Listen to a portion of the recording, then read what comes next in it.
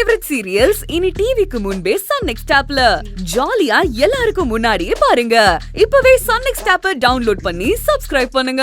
அந்த ஆர்கிட்ட எதுக்கு நீங்க கேட்டிட்டு இருக்கீங்க? என்ன ஏத்துக்கிட்டு எனக்கு வாழ்க்கை பிச்சை போடணும் நீங்க எதிர்பார்க்கறீங்களா? அப்படி கிடையாது தேவி, சொல்றத புரிஞ்சுக்கோ. அக்கா நீங்க சொன்ன வரைக்கும் போதும். எனக்காக இவன் கிட்ட யாரும் கெஞ்ச வேண்டாம். நீங்க இப்படி எல்லாம் கெஞ்சு என்ன இவனோட வாழ வைக்கிற அளவுக்கு அவன் நல்ல மனுஷனும் கிடையாது, நல்ல புருஷனும் கிடையாது.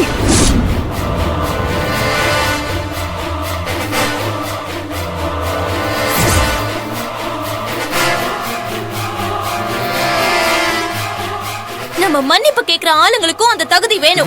அந்த தகுதி எல்லாம் இவனுக்கும் இல்ல, இவங்க அம்மாவுக்கும் இல்ல.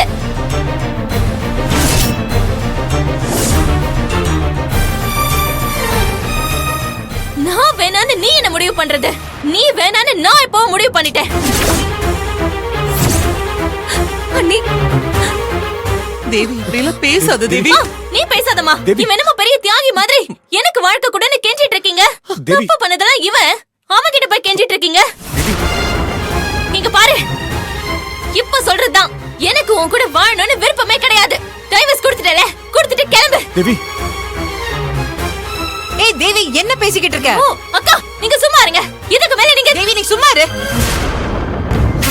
விக்னேஷ், அவ ஏதோ கோவத்துல அப்படி பேசிட்டு இருக்கா. நீங்க அதெல்லாம் பெருசா எடுத்துக்காதீங்க.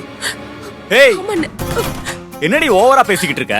எனக்கு என்ன உன் கூட சேர்ந்து வாழணும்னு ஆசைப்படுற மாதிரி பேசிக்கிட்டு இருக்க? மாப்ள, உன் குடும்பத்தாளுங்க தாண்டி உன்னை ஏத்துக்க சொல்லி என் வீட்டுக்கு வந்து என் கால்ல விழாத குறைய என்கிட்ட கெஞ்சுறாங்க. நான் வந்து கேட்டனா? உன் கூட சேர்ந்து வாழணும் நான் கேட்டனா? வந்துட்டா பெரிய இவ மாதிரி. ஏய் இங்க பாரு, நீயே வந்து என் கால்ல விழுந்து கதறினாலும் நான் உன்னை ஏத்துக்க போறது இல்லடி. அண்ணா ஏன் இப்படி தப்புக்கு மேல தப்பு பண்ணிட்டு இருக்க? நீ அம்மா பேச்ச கேட்டு நடந்துக்கிறேன்னு உன் குணத்தையே நீ இழந்துட்டு இருக்க. ஒரு புருஷனா, ஒரு குழந்தைக்கு அப்பாவா, ஒரு நல்ல மருமகனா, ஒரு நல்ல மனுஷனா கூட இல்லாம போயிட்டு இருக்க. வேண்டாண்ண, நீ இப்படி எல்லாம் பண்ணாத. எனக்கு தெரியும் அண்ணினா உனக்கு எவ்வளவு பிடிக்கும்னு.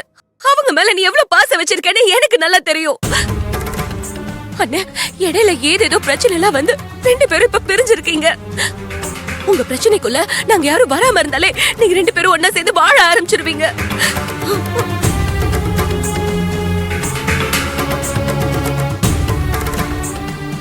எப்பவுமே தப்பான வழியில போற பிள்ளைங்கள அம்மா தானே புத்திமதி சொல்லி திருத்துவாங்க. ஆனா நீ அம்மா பேச்ச கேட்டு தப்பான வழியில போயிட்டு இருக்கண்ண. தயவு செஞ்சு வேண்டாண்ண, நீ அம்மா பேச்ச கேக்குறத நிறுத்து. அவங்க உன்னை தப்பான வழியில கூட்டிட்டு போயிட்டு இருக்காங்க. அது உனக்கு வேண்டான்னு சொன்னா கேளு. அவங்க பேச்ச கேட்டு என்ன பண்ற ஏது பண்றோன்னு தெரியாம தப்பு மேல தப்பு பண்ணாதண்ண. பிளீஸ் அண்ணா, உன் ஈகோ எல்லாம் விட்டு மனசு மாதிரி அன்னிக்கிட்ட மன்னிப்பு கேட்டு பிரச்சனைய முடிக்க பாருன்னு. நீ அண்ணியோடய குழந்தையோடய சந்தோஷமா வாழணும்னு பிளீஸ்னு அண்ணா உன்னை கெஞ்சி கேட்டு. யாரடி நீ? உனக்கு எனக்கு என்ன சம்பந்தம்? என்னைக்கு நாங்கெல்லாம் முக்கியம் இல்ல இவன் கூட ஓடி போனியோ அப்பவே உனக்கும் எனக்கு எந்த உறவும் இல்ல நாய் போச்சு. என்கிட்ட பேசுறதுக்கு உனக்கு அருகதை கிடையாது. நீ அம்மா பேச்ச கேட்க கூடாதுன்னு சொல்றியா?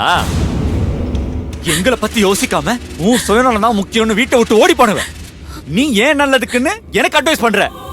தொலைச்சிடுவோம் உன்னை.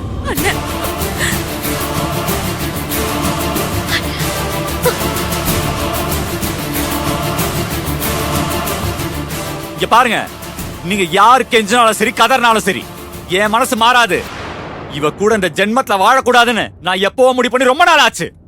மாப்ள எனக்கு தேவை என் குழந்தை மட்டும்தான். அவனை என்கிட்ட கொடுத்துருங்க. உங்களுக்கும் எனக்கும் எந்த சம்பந்தம் இல்ல, நான் அவகிட்ட போய்கிட்டே இருப்பேன். ஏய் குழந்தை குடி. என் குழந்தைய தொடறதுக்கு உனக்கு எந்த தகுதியும் கிடையாது. ஏன் குழந்தை ஏன் கூட தான் இருப்பான். அவனை உன்கிட்ட எல்லாம் கொடுக்க முடியாது. ஏய் அத சொல்ல நீ யாரடி? அவன் ஏன் குழந்தை, அவன் ஏன் கூட தான் இருக்கணும். என்னது நான் யாரா? அவனை 10 மாசம் சுமந்து பெத்த அம்மா. உன்னை விட எனக்கு தான் உரிமை அதிகம். ஏன் குழந்தைய எக்காரணத்து கொண்டு உன்கிட்ட கொடுக்க முடியாது. ஏய் உன்கிட்ட எனக்கு நடி பேச்சு? என் குழந்தைய நான் தூக்கிட்டு போறேன்.